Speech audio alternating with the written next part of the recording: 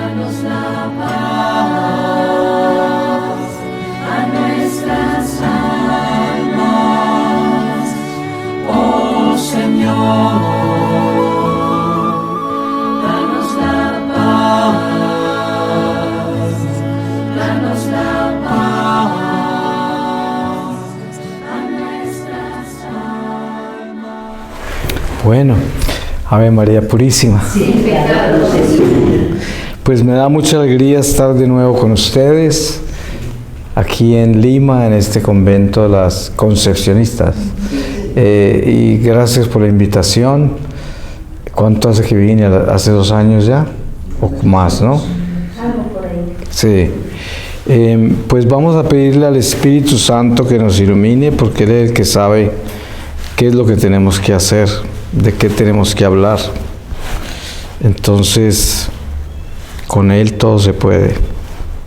Vamos a ver a dónde nos lleva, pidiéndole su palabra. Les voy a leer de la carta a los Colosenses, en el capítulo 2, desde el versículo 2, y dice: pido que tengan ánimo, que se afiancen en el amor y que tengan plenamente desarrollados los dones de entendimiento, para que puedan penetrar en el gran secreto de Dios, que es Cristo.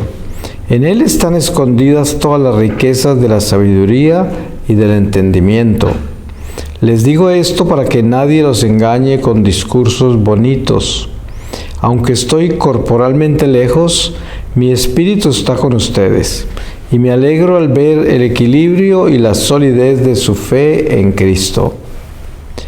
Han recibido a Cristo Jesús como el Señor, tomen pues su camino. Permanezcan arraigados en Él y edificados sobre Él. Estén firmes en la fe, tal como fueron instruidos, y siempre dando gracias. Cuídense de que nadie los engañe con sabidurías o con cualquier teoría hueca, que no son más que doctrinas humanas, pues este es el camino del mundo y no el de Cristo. Piensen que en Él permanece toda la plenitud de Dios en forma corporal. En Él ustedes lo tienen todo, pues Él está por encima de todos los poderes y autoridades sobrenaturales. En Cristo recibieron una circuncisión no humana, no quirúrgica, que los despojó enteramente del cuerpo carnal. Esta circuncisión de Cristo es el bautismo, en el cual fueron sepultados con Cristo y en Él fueron luego resucitados por haber creído en el poder de Dios que los resucitó de entre los muertos. Ustedes estaban muertos por sus pecados, y su misma persona no estaba circuncidada, pero Dios los hizo revivir junto a Cristo, nos perdonó todas nuestras faltas, anuló el comprobante de nuestra deuda, esos mandamientos que nos acusaban, lo clavó en la cruz y los suprimió.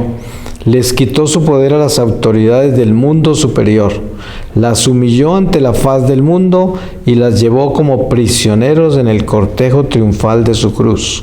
Por tanto, que nadie los venga a criticar por lo que comen o beben, por no respetar fiestas, lunas nuevas o el día sábado. Tales cosas no eran más que sombras, mientras que lo real es la persona de Cristo. Palabra de Dios. Pienso que nosotros, a pesar de ser pues bautizados y tener esta doctrina nuestra de la Iglesia Católica, que es la Iglesia de Dios y sabemos que es la única Iglesia, y conociendo todo lo que conocemos, sin embargo, siempre tenemos que acordarnos de que hay que estar constantemente hablando de un Cristo vivo, o sea, de que Jesús es un ser vivo, que es una persona, que es espíritu, que está entre nosotros, que no es una religión, no es un eco de una historia que hemos aprendido, no es simplemente a quien le rezamos, simplemente a quien adoramos, sino que es mucho más. Es una persona viva que está en nosotros. Y yo pienso que ese es nuestro mayor desafío. ustedes como religiosas y que están en claustro, que es quizás uno de los caminos más adentro del vientre de la iglesia. No creo que haya alguien que esté más adentro del vientre de la iglesia como humano que un religioso de claustro, porque ustedes entraron, se metieron adentro, bien adentro, y eso no quiere decir que las hace diferentes a nadie, pero sí las hace especiales. Y es importante entender qué tipo de especial es. Y es que en la iglesia hay jerarquías. Hay gente que es católica y está por allá en una carpintería. Y va a misa los domingos, se confiesa de vez en cuando y de vez en cuando de pronto reza el rosario, si es que es un católico que llamaríamos practicante. Vive en la religión. Algunos de esos llegan a santificarse en la carpintería, porque precisamente la voluntad de Dios es que nos santifiquemos donde estemos. Pero no es común que el ser normal del mundo se santifique en lo que hace. Eso no es tan común, ¿no? Es precisamente lo más común es que una persona tenga una experiencia personal con Dios por algo que le sucede, algunas veces una tragedia, un trauma, alguna cosa difícil en la vida, o simplemente que Dios llama a una persona a través de un encuentro extraordinario y lo renueva, ¿no? Y se despierta y se convierte en alguien que es un apóstol, ¿no? Pasa mucho eso entre la gente común. En el caso de ustedes, el Señor les dio esta gracia de ser llamadas a adentrarse en el vientre de la iglesia como religiosas de clausura. Y entonces, ¿qué sucede? Que hace poco una señora en Madrid me trajo a su hija después de una charla que terminé de dar y me dijo: mi hija se va a hacer una experiencia a una comunidad religiosa. ¿Usted qué consejo le daría? Y yo dije: solo uno. El consejo que le doy es que no se vaya a ir sin su santidad, porque si no, no pierde el tiempo. ¿Para qué se va? Porque precisamente cuando uno se va así de adentro de la iglesia, a meterse al vientre de la iglesia, a entregarse en votos al Señor, a hacer todo esto, que es como quien dice: yo le pertenezco a Cristo, a nadie más, esta es mi vida, este es mi llamado, me voy. ¿Con quién se va? Pues lo que yo digo es: se va con la santidad, porque si no se va con la santidad, pues no se va con nada, porque la santidad es Dios. Ser santo es vivir el Espíritu Santo de verdad, ¿no? Es estar unido al Espíritu Santo, esa es la santidad, que es uno estar completamente sometido al Espíritu de Dios y dejar que Él sea quien actúe en uno, que fue lo que Jesús nos prometió. Él dijo: les tengo que enviar el Paráclito, porque Él vendrá y actuará en ustedes. Él será el que los lleva, el que los dirige, el que habla por ustedes, el que les dice dónde tienen que ir, qué tienen que hacer, cuándo tienen que ir. Todo esto lo hace el Espíritu de Dios. Y el compromiso nuestro es, como dice San Pablo, ser esas vasijas de barro que llevan ese tesoro. Pero entonces el compromiso nuestro es mantener la vasija de barro limpia. Claro, para que el tesoro se pueda llevar con esa dignidad y con esa limpieza, con esa pulcritud y meticulosidad que exige el ser de Dios. Y entonces, la vida religiosa de ustedes, pues obviamente que tiene un camino que ha sido marcado por su fundadora, por la mística, a quien ustedes respetan y a quien ustedes imitan, y que sabemos que el secreto de todas las comunidades religiosas es mantenerse fiel a su fundador, a su fundadora, porque las comunidades religiosas que se retiran de eso se acaban, se destruyen, se pierden, porque por algo Dios le dio un carisma a una mística, a alguien que fundó una comunidad como la de ustedes. Si se separan de eso, se separan de la verdad, del llamado, ¿no? Porque ustedes se fueron detrás de una estrella, ¿no? Una estrella que brilló desde el cielo y el Señor la recogió, se la llevó y dejó este ejército. porque es un ejército del cielo, un ejército que Dios escogió, que es la comunidad de ustedes. Entonces, el llamado más importante es espíritu, y eso tiene que tener uno claro, porque ustedes entran en la vida religiosa y entonces tienen toda la disciplina religiosa. Ustedes se levantan en la oración, tienen las lecturas de la oración que tiene la formación que ustedes llevan y las enseñanzas de la iglesia con los laudes, todo lo que hacen ustedes de las lecturas, y fuera de eso la disciplina que tienen ustedes como comunidad. Esta es la parte religiosa, ¿no?, que es muy importante porque es lo que nos mantiene unidos a nivel vida temporal, vida material en el mundo. Pero hay algo importantísimo que muchas veces se pierde del horizonte, y es que tiene que ser espíritu. Todo esto tiene que tener espíritu. Todas estas oraciones, esta disciplina, esta entrega a Dios, estos votos que hacemos, este sacrificio de haber dejado todo por el Señor, todo eso tiene que tener espíritu, porque si no tiene espíritu no tiene valor. Se queda en religión solamente. Y eso se nota porque cuando un religioso, una religiosa, no entra en el espíritu, entonces es una persona dura, ¿no? Es un corazón duro, un corazón que no tiene amor, no tiene caridad, no tiene compasión, porque es solo religioso. Y el que es religioso se vuelve radical, se vuelve soberbio y muy exigente, pero no para sí mismo, sino para los demás. Exigente a los demás, radical con los demás, pero con sí mismo no es así. Entonces es el peligro de la religión cuando no tiene espíritu. Por eso el secreto de todos nosotros que nos entregamos a Dios y queremos serle fieles y estamos buscando santificarnos, es asegurarnos que nosotros entendemos qué quiere decir espíritu. Porque miren esta palabra que acabo de leer. Está hablando de que Jesús nos trajo la circuncisión, pero ustedes saben que Él está hablando de otra circuncisión, la circuncisión del corazón, no la circuncisión carnal que le pidió Dios a Abraham para todo ese pueblo hebreo, que era la primera alianza, que era tan solo el principio para preparar la encarnación del Mesías. Pero una vez encarnado el Mesías, Él trae la circuncisión celestial, que es el Espíritu, que es entender que ya no es cortarse y sangrar en una circuncisión de sacrificio que Dios pidió inicialmente. Ahora es cambiar el corazón, es convertirse en una persona blanda, en una persona buena, en una persona que tiene todas estas virtudes en flor, que es compasiva, tolerante, caritativa. Todas estas virtudes hacen que el corazón sea de carne, que sea blando y que de por sí entonces esté circuncidado. Eso quiere decir que está en Dios, en el Espíritu de Dios.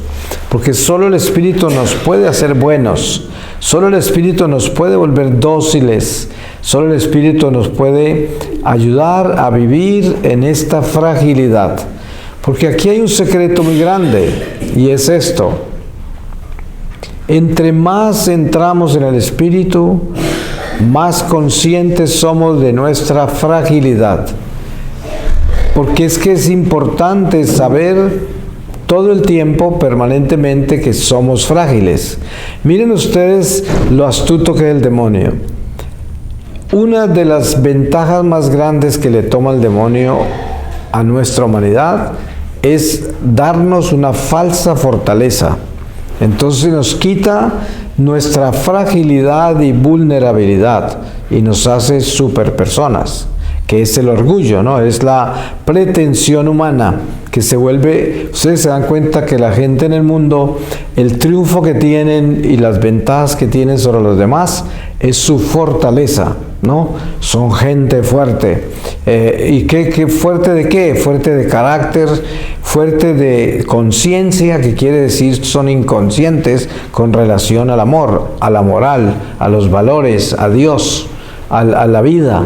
Esos son los fuertes del mundo. Y entonces son como invencibles. Son el Superman. Pero el llamado nuestro es a todo lo contrario. El llamado nuestro es a ser las criaturas frágiles y vulnerables que Dios creó. Que son esos, como San Pablo, que le ruega a Dios que lo libere de ese aguijón que tenía en la carne. Ustedes se acuerdan de ese pasaje. 3 veces le preguntó. Y la respuesta del Señor fue que Él no lo curó, no le quitó ese aguijón, sino que le dijo: mi gracia te basta. Yo me glorifico en tu debilidad. Ahí tenemos que acordarnos de qué está enseñando Jesús. Está enseñando que nosotros tenemos que estar conscientes de nuestra fragilidad, de nuestra debilidad, de nuestra vulnerabilidad. Saber siempre que somos débiles, que somos frágiles, que somos vulnerables. Y que la fortaleza que tenemos es en el Espíritu de Dios en nosotros. Porque la fortaleza es un don del Espíritu Santo, que quiere decir el don de Dios. Porque mucha gente dice, ay, que Pedro tiene un don. Y la corrección es no, que el Espíritu Santo actúa a través de Pedro con el don de cualquier don que sea. Pero los dones son solo del Espíritu, no son de Pedro, ni son de Juan, son del Espíritu. Y ahí es donde nosotros entendemos que la fragilidad nuestra, la vulnerabilidad nuestra, es la fortaleza de Dios. Ahí se glorifica Dios. Pero si nos creemos Superman, si estamos todos fuertes y nos olvidamos de nuestra fragilidad, entonces el orgullo nos gana y ya Dios no tiene dónde entrar en nuestro corazón. No hay. Y por lo tanto, debemos tener una conciencia clara de que no se trata de volvernos fuertes en nuestra humanidad, sino volvernos fuertes en nuestra espiritualidad, para que la humanidad sea ese instrumento frágil que debe tener riendas puestas desde el Espíritu. O sea, que el Espíritu sea el que lleve arrendado la carne, para que la carne no sea la que pretenda llevar al Espíritu. Que por eso es que los fariseos, los saduceos, los escribas del Evangelio eran gente que eran tan orgullosos que ellos querían manejar el Espíritu. Sí, ellos no se entregaban al Espíritu porque no tenían amor, y por eso crucificaron al Señor. Y por eso Jesús los trataba como los trataba. Él los amaba porque eran sus judíos, pero ¿cómo les llamaba? Raza de víboras, sepulcros blanqueados, hipócritas, porque era gente que no tenía amor, y eran los más religiosos. Entonces, yo pienso que la circuncisión del corazón es algo demasiado importante para tenerlo claro todos los días, que es el Señor vino a cortar todo lo que es el orgullo humano, que es la presencia del demonio en nuestra vida.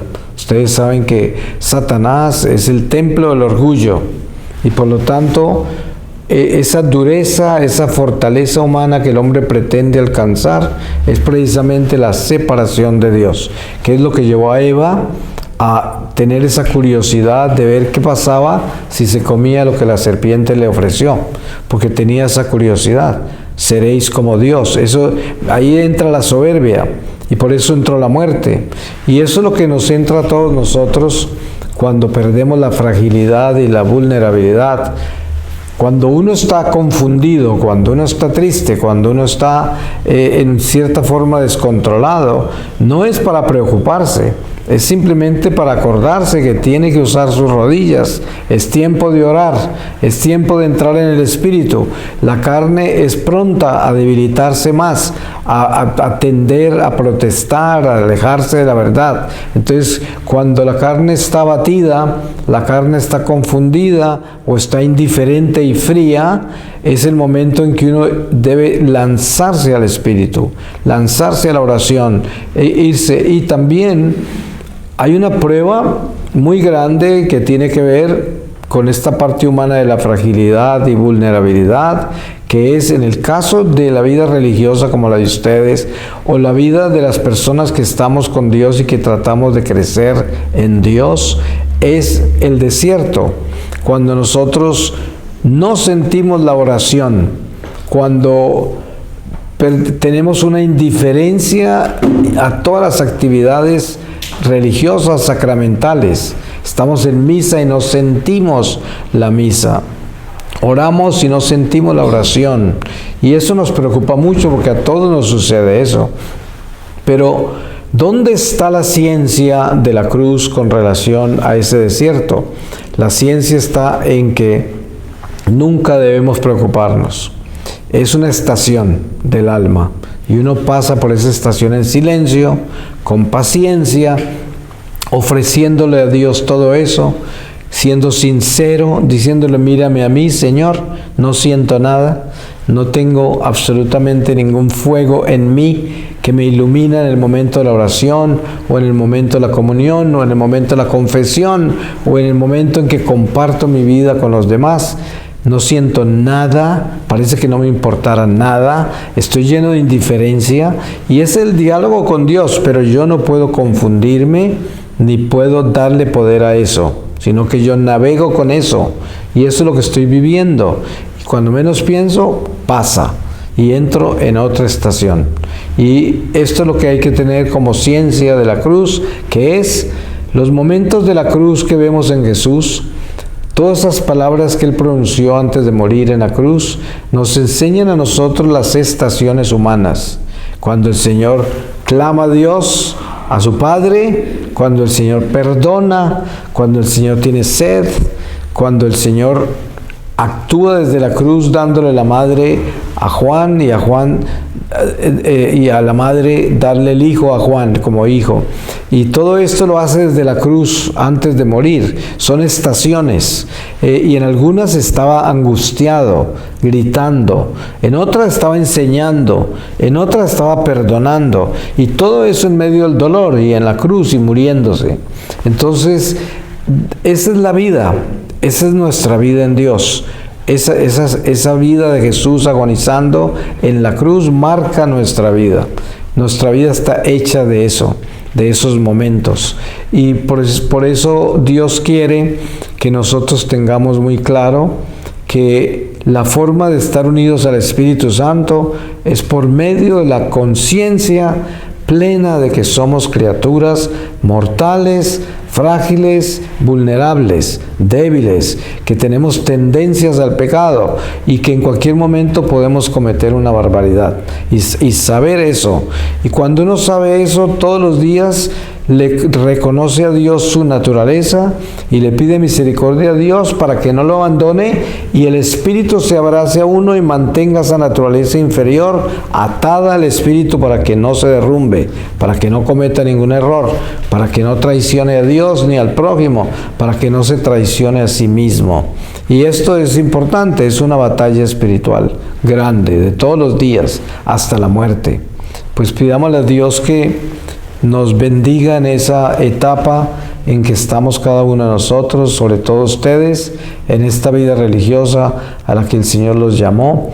Porque a ustedes el Señor las llamó ¿a qué? Pues a santificarse entre ustedes. Porque el esposo y la esposa se santifican en ese matrimonio porque tienen que perdonarse todos los días para poder mantenerse unidos. Si no aprenden a perdonarse, en ese matrimonio se daña, ¿no? El matrimonio es un perdonar constantemente. Pero ¿qué es la vida religiosa? Es lo mismo, porque el matrimonio de ustedes directamente con Jesús, pero al mismo tiempo las religiosas que están con ustedes son un obstáculo que las puede corromper o que las puede santificar. No hay otro camino.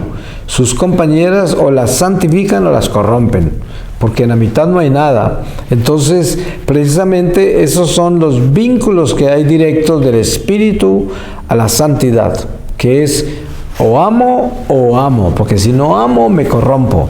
Es tan sencillo, ¿no? Entonces es muy duro porque no es fácil. No es fácil que yo ame todo el tiempo, no es fácil que yo perdone todo el tiempo. Para eso se necesita valentía. Hay que ser muy valiente para amar. Hay que ser muy valiente para perdonar, para tener paciencia, compasión, tolerancia. Se necesita valentía. Y esa valentía es la que tenemos que pedir a Dios, porque precisamente esa incapacidad de hacerlo es nuestra fragilidad. Porque somos tan frágiles que no tenemos la fuerza para perdonar, o para tener paciencia con una compañera de comunidad, o para amarla. Sí, y esa es la fuerza que falta. Ahí es donde uno tiene que reconocer de que solo Dios puede hacer eso en nosotros. Nosotros no somos capaces. Entonces ahí tiene que prenderse uno el Espíritu y hacer lo que San Pablo dice, asegurarnos que dependamos solamente de Dios, que en ningún momento dependamos de nosotros, porque ahí nos hundimos. Porque nosotros no podemos hacer eso. Voy a terminar con una lectura de la palabra donde nos quiera llevar el Señor, para que así concluyamos. Y les voy a leer de la carta de San Pablo a los Gálatas, capítulo 3, desde el versículo 3. Y dice: «Qué tontos son empezar con el Espíritu para terminar con la carne. Haber probado inútilmente favores tan grandes, pues en ese caso no les habrían servido de nada. Cuando Dios reparte los dones del Espíritu y obra milagros entre ustedes, ¿qué tiene que ver con la ley? ¿No será más bien porque han acogido la fe? Acuérdense de Abraham. Creyó a Dios, que se lo tomó en cuenta y lo consideró un justo. Entiendan pues que quienes toman el camino de la fe son hijos de Abraham». Palabra de Dios. Pues le damos gracias al Señor y lo bendecimos, porque Él es bueno y misericordioso. Y yo le pido al Señor que las bendiga a ustedes, las haga muy santas. Vivimos en un mundo totalmente demonizado. La única esperanza que hay en el mundo es que nosotros nos santifiquemos para que el Señor pueda salvar muchas almas, porque están cayendo muchas almas al abismo, porque este mundo está perdido totalmente. El mundo nunca ha sido bueno, porque si ustedes leen lo que San Pablo escribe hace 2000 años, cuando se refería al mundo decía este mundo perverso y depravado, hace 2000 años. O sea que está describiendo un mundo que parece el mismo de hoy. O sea que nunca ha sido bueno el mundo. Pero como hay tanta gente hoy en el mundo como nunca antes ha habido, 8 billones de personas, hay mucho más almas cayendo al abismo que nunca antes. Y esto es para nosotros un llamado muy especial, porque a nosotros nos tocó vivir hoy. Esta es nuestra misión. Hoy nos pertenece a nosotros y nosotros le pertenecemos a hoy. Y quiere decir que dependiendo de lo que hagamos nosotros es cuántas almas se pueden salvar. Y esa salvación de las almas depende de cuán santo yo me vuelva. Porque precisamente mi santidad es la única que puede rescatar almas. No son mis rezos, no son mis intenciones, no son mis aventuras espirituales de ninguna clase. Es mi santidad lo que puede salvar almas. Si yo me vuelvo bueno, si yo estoy vigilando mi corazón y asegurándome que todo lo malo lo mantenga pisado y denunciado y renunciado a eso constantemente, que es una guerra permanente, entonces yo no voy a entender cómo es que me voy a santificar. Me tengo que santificar es peleándola, dándole duro a todo lo malo que hay en mí. Y en esa forma, cada que yo hago eso, el Señor está rescatando almas, el Señor está salvando almas. Y de eso se trata, y eso es lo que debemos hacer. Amén.